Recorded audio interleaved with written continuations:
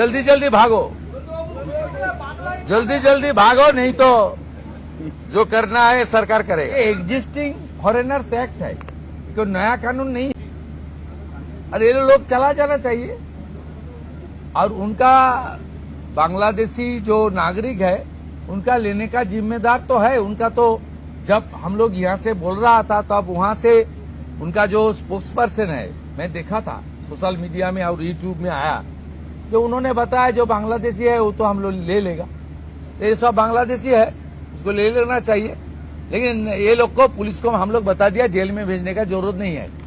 देश के रुपया में खाना खाएगा, कपड़ा देगा, मेडिसिन देगा। एक दामाद है ये लोग।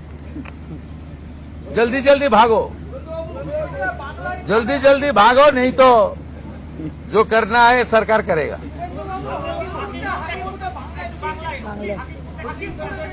না না, আমি হাকিমপুর সম্পর্কে জানি না, আমি মিডিয়াতে দেখছিলাম।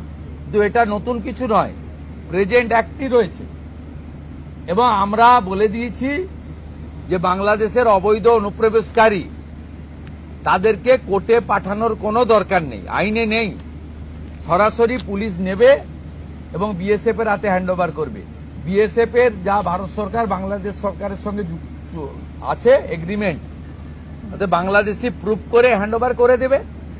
আমাদের জেলে 3 মাস 6 মাস 2 বছর রেখে আপনার চাল, আপনার ডাল, আপনার তেল, আপনার মাছ, আপনার ডিম, আপনার কাপড়, আপনার মেডিসিন ওদেরকে দেব কেন?